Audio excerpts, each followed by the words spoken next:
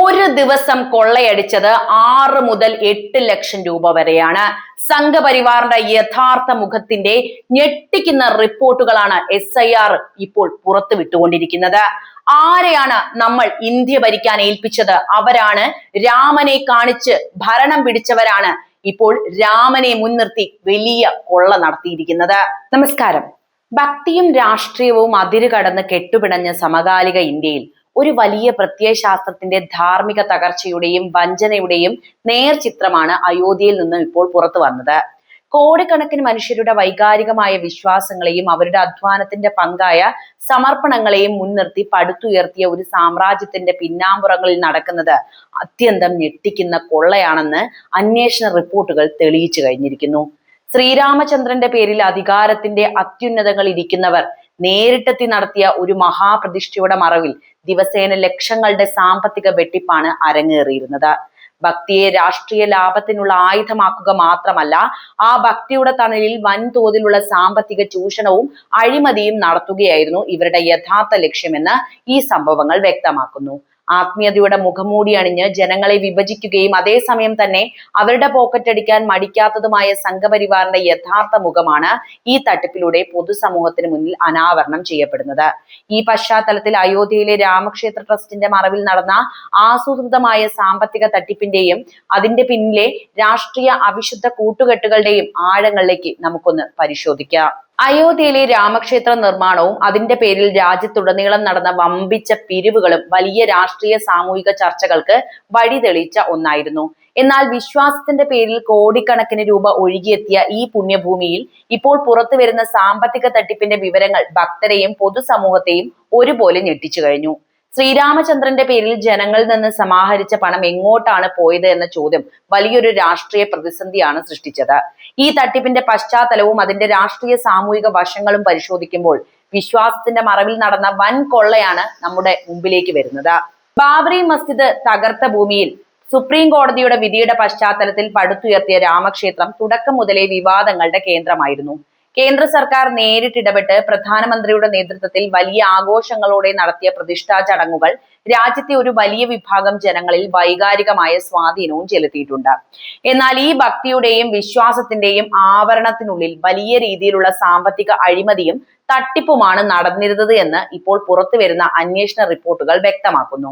രാമക്ഷേത്രത്തിലെ സംഭാവനകളുമായി ബന്ധപ്പെട്ട് ഉയർന്ന സാമ്പത്തിക ക്രമക്കേടുകൾ അന്വേഷിക്കുന്ന പ്രത്യേക അന്വേഷണ സംഘം പുറത്തുവിട്ട വിവരങ്ങൾ ക്ഷേത്ര ട്രസ്റ്റിന്റെ വിശ്വാസ്യതയെ പൂർണ്ണമായും തകർക്കുന്ന ഒന്നാണ്.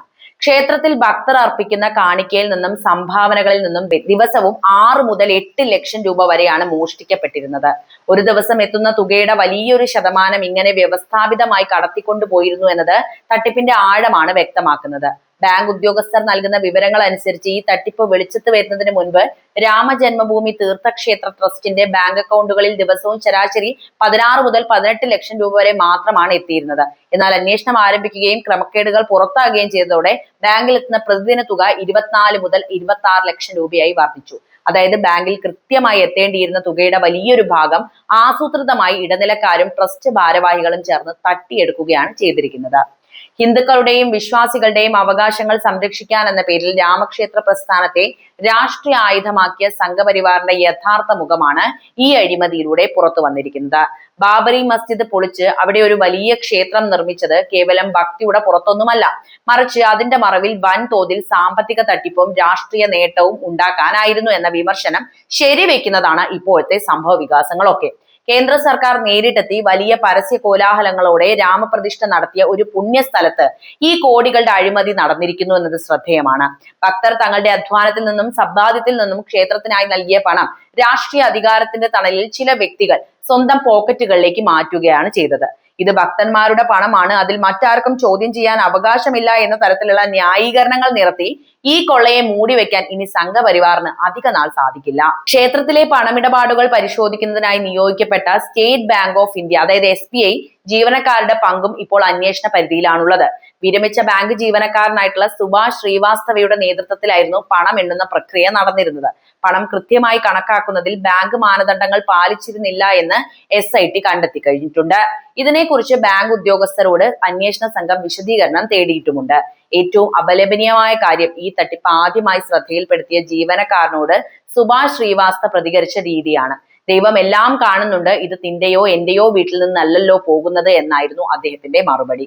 വിശ്വാസത്തെയും ദൈവത്തെയും മുൻനിർത്തി ഇത്തരം വലിയ സാമ്പത്തിക കുറ്റകൃത്യങ്ങളെ എത്രത്തോളം ലഘൂകരിച്ചാണ് ഇവർ കണ്ടിരുന്നത് എന്നതിന് ഇതിലും വലിയൊരു തെളിവ് ആവശ്യമില്ല. ഭക്തരുടെ പണം പൊതുസ്വത്താണെന്ന ബോധ്യമില്ലായ്മയും അഴിമതി നടത്താനുള്ള ധാർഷ്ട്യവുമാണ് ഈ വാക്കുകളിൽ നിഴലിച്ച് നമുക്ക് കാണാൻ കഴിയുന്നത്. ക്ഷേത്രത്തിലേക്ക് ഭക്തർ സമർപ്പിച്ച സ്വർണം, വെള്ളി തുടങ്ങിയ ആഭരണങ്ങളുടെ കണക്കുകൾ ട്രസ്റ്റ് കൃത്യമായി സൂക്ഷിച്ചിരുന്നില്ല. ഇത് തട്ടിപ്പുകാർക്ക് കാര്യങ്ങൾ കൂടുതൽ എളുപ്പമാക്കി. പണം മാത്രമല്ല, വിലപിടിപ്പുള്ള ആഭരണങ്ങളും വ്യാപകമായി കടത്തപ്പെട്ടിട്ടുണ്ടാകാമെന്ന സംശയത്തിലേക്കാണ് ഇത് വിരൽ ചൂണ്ടുന്നത്. കേസിൽ ഇതുവരെ 8 പേരെ SIT അറസ്റ്റ് ചെയ്തിട്ടുണ്ട്. ക്ഷേത്ര ട്രസ്റ്റ് ജനറൽ സെക്രട്ടറി ചമ്പത് റായി, ട്രസ്റ്റിമാരായ അനിൽ മിശ്ര, ഗോപാൽ റാവു എന്നിവരെ SIT 2ാം തവണയും ചോദ്യം ചെയ്തു കഴിഞ്ഞു. കേവലം പണം മോഷ്ടിക്കൽ മാത്രമല്ല, ട്രസ്റ്റ് ഭാരവാഹികളുടെ പെട്ടെന്നുണ്ടായ ആസ്തി വർധനവ്, അയോധ്യയിലും പരിസരങ്ങളിലും നടന്ന ഭൂമി വാങ്ങലുകൾ, ക്ഷേത്ര നിർമ്മാണവുമായി ബന്ധപ്പെട്ട കോൺട്രാക്ടുകളിലെ കമ്മീഷൻ ഇടപെടലുകൾ എന്നിവയെല്ലാം ഇപ്പോൾ അന്വേഷണ പരിധിയിലാണുള്ളത്. ട്രസ്റ്റിന്റെ കഴിഞ്ഞ കാലങ്ങളിലെ ഓഡിറ്റ് റിപ്പോർട്ടുകളും സാമ്പത്തിക രേഖകളും ഹാജരാക്കാൻ അന്വേഷണ സംഘം കർശന നിർദ്ദേശവും നൽകിയിട്ടുണ്ട്. ഈ കോടികളുടെ ക്രമക്കേട് അയോധ്യയിലെ പ്രാദേശികമായ ഒരു കവർച്ച മാത്രമല്ല, മറിച്ച് കേന്ദ്ര ഭരണകൂടത്തിന്റെ തണലിൽ വളരുന്ന വലിയൊരു അഴിമതി ശൃംഖലയുടെ ഭാഗമാണ്.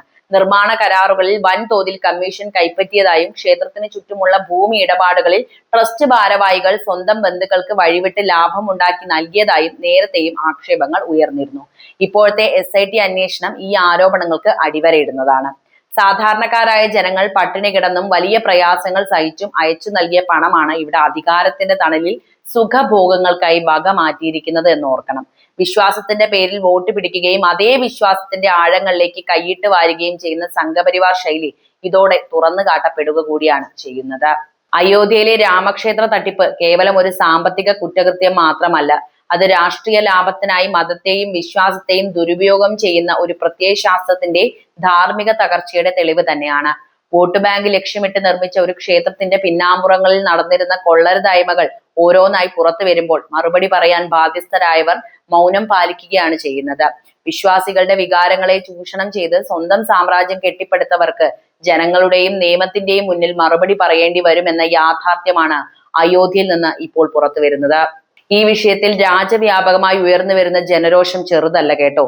സാധാരണക്കാരായ മനുഷ്യർ തങ്ങളുടെ നിത്യജീവിതത്തിലെ ബുദ്ധിമുട്ടുകൾക്കിടയിലും പുണ്യകർമ്മമായി കണ്ടു നൽകിയ പണം അധികാരത്തിന്റെ ഇടനാഴികളിൽ ഇരുന്ന് ചിലർ തങ്ങളുടെ സ്വാർത്ഥ താല്പര്യങ്ങൾക്കായി വകമാറ്റി എന്ന കണ്ടെത്തൽ വരും ദിവസങ്ങളിൽ കൂടുതൽ രാഷ്ട്രീയ കോളിളക്കങ്ങൾക്കാണ് കാരണമാകുക. ഈ അന്വേഷണം കേവലം താഴെത്തട്ടിലുള്ള ജീവനക്കാരിലേക്ക് മാത്രം ഒതുങ്ങാതെ ട്രസ്റ്റിന്റെ തലപ്പത്തുള്ള പ്രമുഖരിലേക്കും അവരുടെ പിന്നിൽ നിൽക്കുന്ന രാഷ്ട്രീയ ശക്തികളിലേക്കും നീളേണ്ടതുണ്ട്. എങ്കിൽ മാത്രമേ ഈ വൻ കൊള്ളയുടെ പൂർണ്ണരൂപം പുറത്തു വരികയുള്ളൂ. ഭക്തിയുടെ പേരിൽ ജനങ്ങളെ വിഭജിക്കുകയും അതേ ഭക്തിയുടെ മറവിൽ സാമ്പത്തിക ചൂഷണം നടത്തുകയും ചെയ്യുന്ന രീതികൾ ജനാധിപത്യ സമൂഹത്തിന് മുന്നിൽ പൂർണ്ണമായും തുറന്നു കാട്ടപ്പെടേണ്ടതുണ്ട്. സ്വന്തം രാഷ്ട്രീയ നേട്ടങ്ങൾക്കായി ശ്രീരാമന്റെ പേര് ആയുധമാക്കിയവർ സ്വന്തം അഴിമതികൾ മറച്ചുവെക്കാൻ ഇനി ഏത് ദൈവത്തിന്റെ പിന്നിലാണ് ഒളിക്കാൻ പോകുന്നത് എന്ന ചോദ്യമാണ് ഇന്ത്യയിലെ ഓരോ സാധാരണക്കാരനും ഇപ്പോൾ ചോദിക്കാനുള്ളത്. അയോധ്യ രാമക്ഷേത്രത്തിൽ ഉണ്ടായ ഈ കൊള്ളയെക്കുറിച്ച് നിങ്ങൾക്ക് എന്താണ് പറയാനുള്ളതെന്ന് ഇപ്പോൾ തന്നെ കമന്റ് ആയിട്ട് രേഖപ്പെടുത്തുമല്ലോ. നിങ്ങളുടെ വിലയേറിയ അഭിപ്രായങ്ങൾ കമന്റ് ആയിട്ട് രേഖപ്പെടുത്താൻ മറക്കരുത്. പിന്നെ വീഡിയോ ഇഷ്ടമാകുകയാണെങ്കിൽ ലൈക്ക് ചെയ്യാനും ഷെയർ ചെയ്യാനും ചാനൽ സബ്സ്ക്രൈബ് ചെയ്യാനും ശ്രദ്ധിക്കുക.